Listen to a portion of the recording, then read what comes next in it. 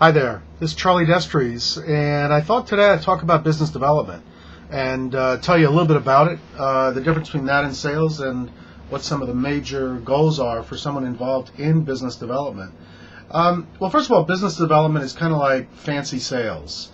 It doesn't mean that if you're in sales, you're not developing business. You are.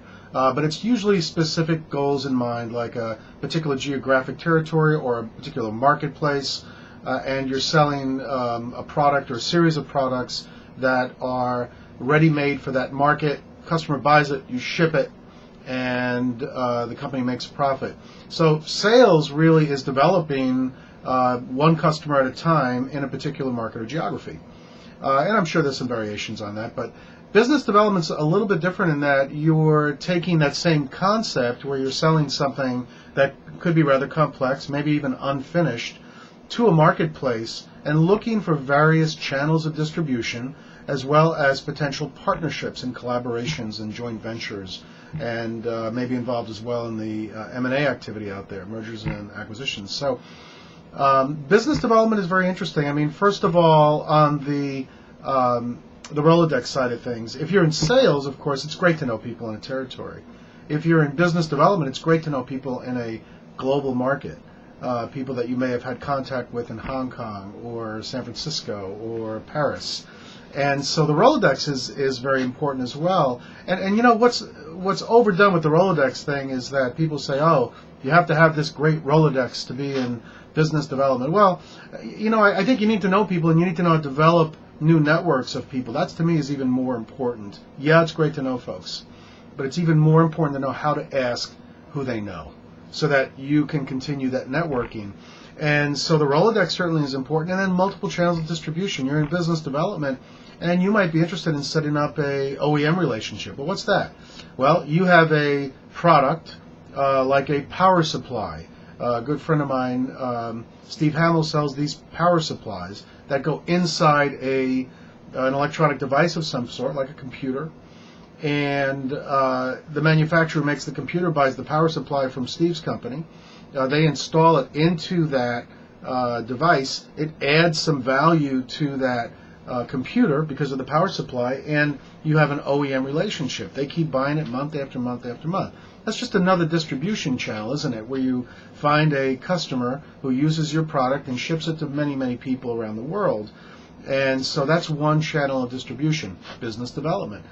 You may, for example, be interested in setting up a new distribution center, maybe in the Scandinavian countries. So if your hand is in the sales and marketing realm, a business development person might in fact help in that arena. But the most important thing that a business development person can do is look for and find new and creative opportunities for the products that you currently have.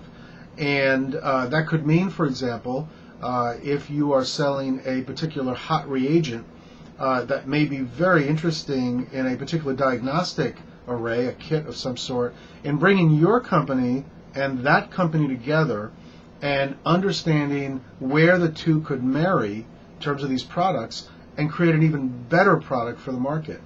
So you're not just plugging something into their product, you're really taking both technologies and trying to determine how well both companies can do in the marketplace. Maybe there's a real added value to that product being created. And it could mean that every time that product is sold, that there's a royalty coming your way. Maybe it's a licensing arrangement. Or it could also mean that maybe there's a cross-marketing arrangement where both companies take advantage of each other's product lines. But you know, the most important thing about business development that I'll kind of pick on as the end here is the vision thing. I learned, you know, I'm 54 years old, and I've been in this market for 30 years, and you know, you never stop learning. You think you know a lot, then you bump into somebody like Mike Grisham, who is a tremendous business development guy, good visionary, has developed a whole bunch of companies. And I remember one time he was a client of mine. He was involved in a cancer diagnostic type product area, and I had the opportunity to take his product, his technology, and set up a meeting with the management team of a biotherapeutic company who really were looking for a way to measure their own therapeutic, so kind of a theranostic, I guess you could say. So I remember putting both these companies together, and on one side there were all the generals and lieutenants of my client, and on the other side all the different 4-star generals and CEOs and VPs of research on the other side of the table, and we got a chance to meet. And typically you'd start this is the product, this is the spec, this is what we think, blah, blah, blah. But what this fellow Grisham did, which was very interesting, and really it taught me to upgrade my business development skills, is before you get into the product, talk about the vision of the companies. Because regardless of how the products work, if the vision isn't there, if the philosophies of the company don't match, it doesn't matter. It's probably not going to work out. How many press releases have you seen of companies signing development agreements, collaborative agreements, and then you never hear about it again? Typically it's because it's just a product agreement. There's no philosophical agreement or a value kind of agreement between the two companies. And especially two young companies, that's vital. Vital. Because these two young companies, they're just both going through puberty. They're trying to figure out where they're headed. They're under some pressures, and they want to make things work with their own products. When they add something else in there, variable, you have to make sure that the philosophies, that the visions are correct.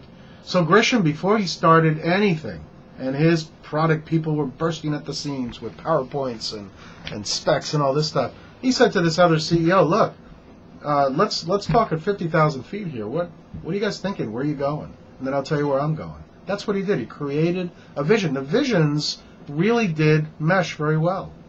And they eventually did put together an agreement where all the technical people got together.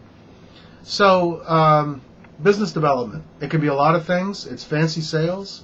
You can do it in your own territory if you're a salesperson. But, when you really get up there and you're really trying to put these deals together, check out the vision thing. It really could make or break a deal. And it's pretty cool. So this is Charlie Despres. Hope you have a great biotech week. Contact me if you have any questions. Leave a comment. See you later. Bye.